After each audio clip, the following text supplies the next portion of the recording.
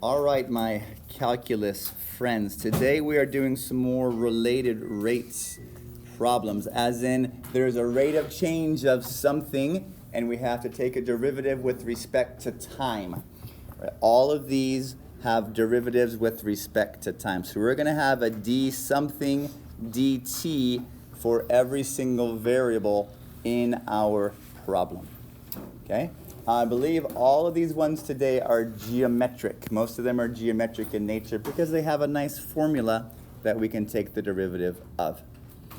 Okay, so here's a pretty classic one. Two ships leaving the same port at the same time. Okay, one goes north at a certain rate, right? So here's the rate of change of the one going north for ship A, right, at a rate of, and ship B goes in another direction at another rate. Okay, so what we want to do is draw this situation. So here's our port, and we know the compass, so the north direction should be going up on your, all right, should be going up in this direction. Okay, so that's ship A is going north, and ship B is going to the east. So it's going this direction. Okay, so always between north and east is a 90-degree angle, right? These are perpendicular to each other. And the question says, how fast is the distance between the ships changing? So the distance between the ships would be the hypotenuse of this right triangle. Okay, so if you can draw the picture, we might be able to see what the geometric relationship is between our variables. So let's analyze which of our things are changing, because changing means we have a variable in our equation. So our north is changing, our east is changing, and our hypotenuse is changing. So we're going to start off with our Pythagorean theorem with all three of our variables, because everything is changing in this right triangle. So a squared plus b squared equals x squared. So let's take the derivative with respect to time for each of our variables. So that's 2a dA dt plus 2b dB dt, the rate at which your b is changing, right, the ship B. And then we have 2x times the rate at which the hypotenuse is changing. So remember our d's, these are all rate at which something is changing. The rate at which A is changing, the rate at which B is changing, and the rate at which the hypotenuse is changing. Okay, so those are all of your d's. Those are rates of change of certain sides. Okay, so how fast is the distance between the ships changing after 4 hours? So that's going to be your A value, is how far A has gone in 4 hours. B is going to be how far ship B has gone in 4 hours, right? So now we're putting in our triangle values. So after 4 hours, ship A has gone, let's see, 4 hours, 4 times 15 is 60. So ship A has gone 60 miles. And it has a rate of 15. So this is 2 times 60 times 15. Okay, so that's our 2 from your derivative. 60 is the distance that ship A has gone in 4 hours. So that's gone 60. And dA dt is the rate at which A is changing, right? That's the speed of A. Okay, plus 2b, how far has B gone in those 4 hours? If it goes at 20 miles per hour, that would be 80. So B has gone 80 miles in those 4 hours. And its rate is 20 equals our hypotenuse is, okay, so what's our hypotenuse? If I have a side of 60 and I have a side of 80, that means my hypotenuse is going to be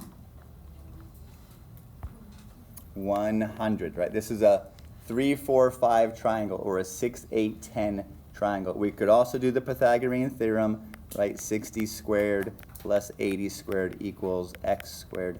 And we could have calculated that the hypotenuse in between them, right, they are exactly 100 miles apart after 4 hours.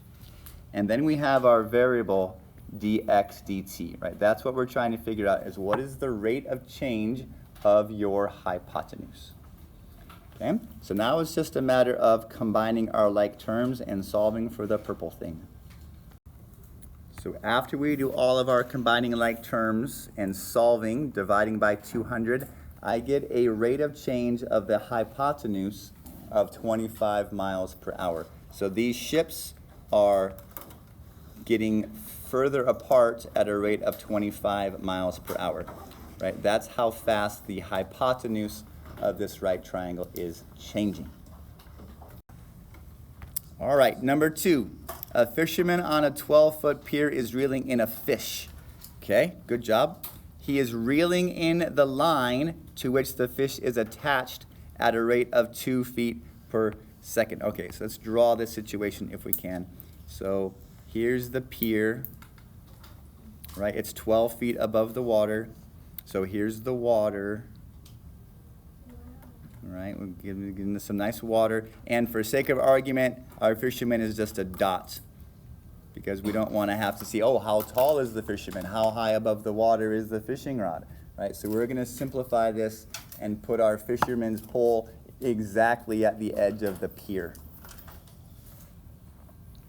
Okay, so somewhere out here is our little fishy. Right, he is attached to a line that goes directly from the pole to the fishy. Okay, so looking at this, what shape of the triangle might we have? Hopefully a right triangle. Okay, so here we have another, probably a Pythagorean theorem one, because we're not asked about any angles. We know things about side lengths. So we know that the 12-foot pier is always going to be 12, right? That is not changing. The line is being reeled in. So what direction is the line going? Right, it's going this direction at a rate of 2 feet per minute, or 2 feet per second, right? The guy's reeling in this fish at 2 feet per. So which way is the fish going? The fish going is this way, right? So he's not flying out of the water directly towards the fisherman. He is going that way in the water still towards the pier. Right, so at what rate is the fish approaching the pier when there is 24 feet? So we're looking for this. We'll call this x, since that's our horizontal distance, and x is your horizontal variable. Right, the x-axis is your horizontal axis. So we're looking for dx dt when this is 24 feet. Okay, but that's not, we don't want to do that just yet. So let's identify our constants and our variables. So what letter do you want to use for your hypotenuse? C? Okay, we'll use C for the hypotenuse. We're going to call x the horizontal side, so this will be our x, and then 12 is 12, right? That's our constant. So when we put this into our Pythagorean theorem, 12 squared will be our constant. That side is not changing. The pier is not shrinking. The pier is not growing. The pier is a constant 12 feet above the water.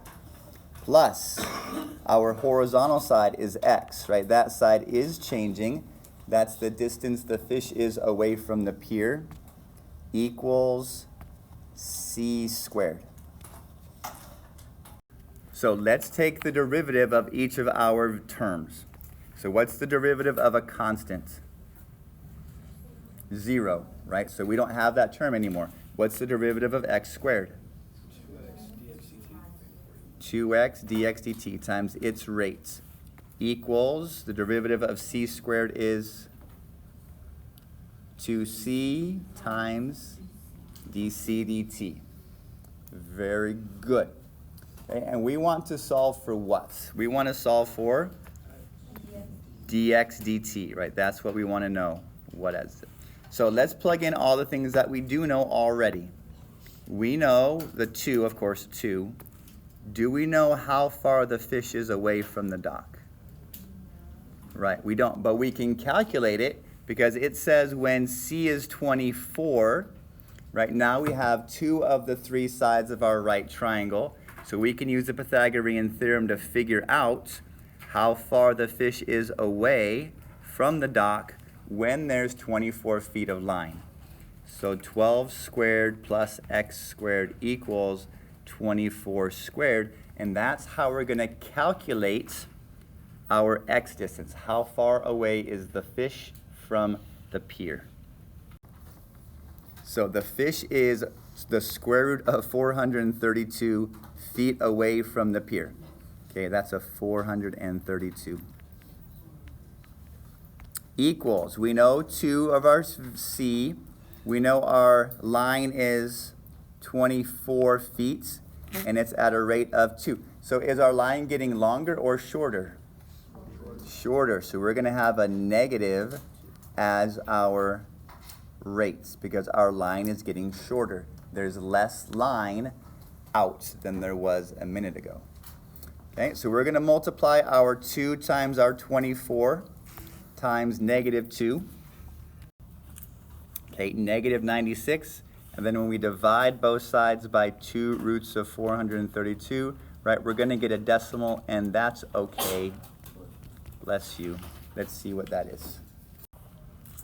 2.3, or rather negative 2.309 feet per second, meaning that the fish is getting closer to the dock, right, at about 2.3 feet per second. Okay, so when we go to write your equation, we write down the things that are constant and the things that are changing. Okay, the derivative of a constant is 0, which makes our formula pretty nice to deal with. Okay, let's get into some more geometry. The radius of a sphere is increasing, so radius of our sphere, that's going to be dr dt, right, that's radius, at 4 centimeters per second. At the instant when the radius is 5, so exactly when radius is 5, what is the rate of change of the surface area of our sphere? Okay, so that's going to be ds dt, the rate of change of our surface area, since our formula is given to us right there. Okay, in almost all the geometry ones, you'll be given the formula that you need for area and for volume. You don't need to memorize a whole bunch of those. So we start with the formula S equals 4 pi r squared, and we take the derivative of all the variables with respect to time. Okay, so the derivative of S is ds dt, okay, equals our constants of 4 pi, right? 4 pi is a constant, 4 is a number, pi is a number. So then what's the derivative of r squared? 2r and dr dt. Excellent job. Okay, so now let's plug in what we know. 4 pi, we know that's 4 pi, that doesn't change, times 2 times, what's my radius? My radius is 5. At this instant, the radius is 5, and my rate of change of my radius is 4, right? The rate of change of the radius is 4. So this is just a straight multiplication problem. 4 times 2 times 5 times 4, in other words, 16 times 10 is 160 pi square centimeters per second, since area is always a squared unit. Okay, our next one is a good geometry one. We have the volume of a sphere. Here's the formula. If we take the derivative with respect to time, dv dt equals 4/3 pi, right? Those are your constants. The derivative of r cubed is 3r squared times dr dt. Okay, so we know all of our values. We know the radius. The radius of the sphere is 5. We know dr dt, the rate of our radius is 4. So one thing we could do is the 3 on top can divide the 3 on bottom to simplify our values a little bit before we get started.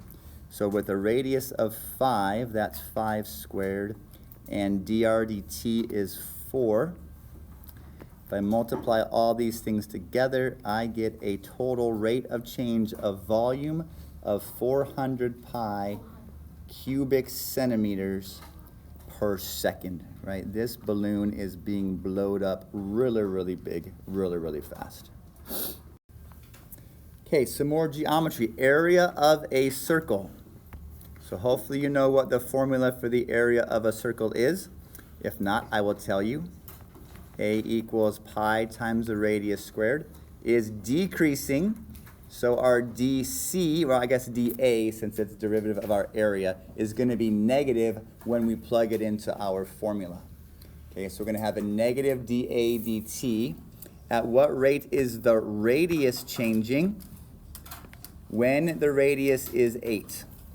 Okay, so our problem is we first need to take the derivative with respect to time. Okay, before we go plugging anything in, because area is changing and radius is changing, right, our two variables, we're going to take the derivative with respect to time. So the derivative of A is dA dt, right, rate of change of area, equals pi times, what's the derivative of r squared? 2r times the rate of change of the radius. Right? So this is what we're trying to solve for, is what is the rate of change of the radius. So our variable is here. So our circle is decreasing at an area of 12 square inches per minute. So that's here, negative 12 is your dA dt, the rate of change of your area, equals pi times 2 times our radius is 8, right? And the minute the radius is 8, what is the rate of change of the radius? Okay, so this is where we plug 8 into. So let's do some multiplying. Right, 2 times 8 times pi is 16 pi. So our last step is going to be to divide by 16 pi. So we can do a little reducing, right? 12 over 16, they both have a common multiplier of 4. So I can divide them both by 4 and get 3 over 4 pi inches per minute, right? This is our rate for radius, or inches per minute. Okay, negative because the radius is getting smaller. Okay. So on a multiple choice test, you would see the answer as a negative because our radius is getting smaller. Number 6, the surface area of a cube is changing at a rate of 18 square centimeters per hour. What is the rate of change of the side of the cube when the cube side is 10 centimeters? Okay, so let's talk about our cube. That is a 6-sided figure. Right, think about a dice with a side length of, what do you want to call our side length? X, maybe? So think of the surface area. How many surfaces are there? 6 surfaces. And every surface is what shape? A square. So what's the area of every side? X squared, right? Because a square's area is side squared. So the surface area of a cube is 6x squared, or 6 times the side length squared. So because our area is changing and our side length is changing, we have no, other than our 6, our constant. So let's take the derivative with respect to time. So this is just d surface area, right? The rate of change of your surface area equals our constant 6 times the derivative of x squared, which is 2x dx dt, the rate of change of the side. So once again, we're trying to figure out what this is, the rate of change of our side. So let's plug in everything that we know.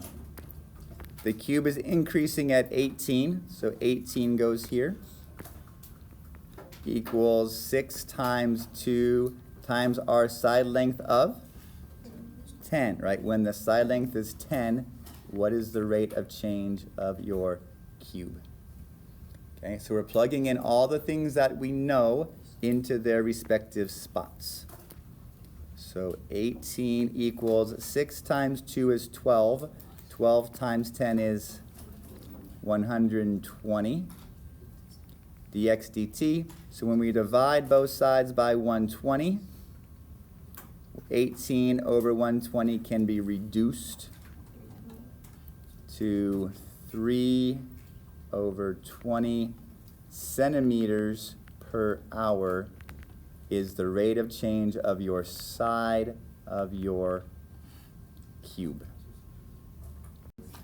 Okay, our last example, ice. A perfect cube of ice is melting at a rate. So what is changing for our perfect cube of ice? It's volume, right? Volume is made of ice. The volume. So this is our, one thing you can tell is look at the units, right? What are our units? Cubic inches, right? Cubic inches. Only volume is a cubic unit. So we can know that our volume is changing, melting, so -2 cubic inches per minute, okay? We can know it's volume because of our units. Only volume is cubed. At what rate is the side of the cube changing when the cube has a side length of 8? Okay? So our volume of a cube, right? Volume is length times width times height. So volume of a cube is x cubed. Okay, our side length times our side length times our side length. So let's take the derivative of both of your variables.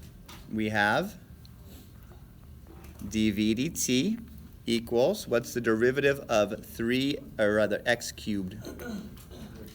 That's 3x squared times dx dt, right? 3x squared.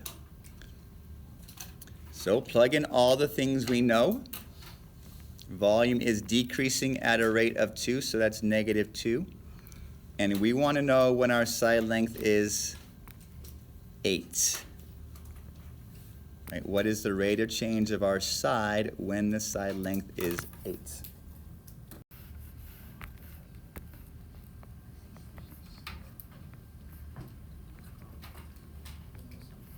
So the side is changing, not very much, is it? -1 over 96. Inches per minute, right? So not very much change, probably imperceptible change. There's not a whole bunch of puddling later. So then it says, at what rate is the surface area of the cube changing? Well, we know our surface area formula from before was ds dt equals 6 times x times dx dt, 6 times 2x. So basically 12x dx dt. Right? So 6 times 2, this is the same formula we had up here. 6 times 2 is 12 times x times dx dt. So I would have gone and gotten my 6x squared and derived it again, but because we did it a problem ago, we can just use what we have up there. Okay, so the side length is 8, and I just found that my rate of change is -1 over 96, right? That's my dx dt. I just found that a second ago. So now 12 times 8 is 96. So 96 times -1 over 96 is -1 inch per minute. So my surface area is losing surface at a rate of 1 square inch per minute. Since it's an area, my rate, or my unit had better be a square unit. Okay, great job with these related rates problems. Start with a formula, plug in the constants, take the derivative, and then plug in everything else. You're doing great.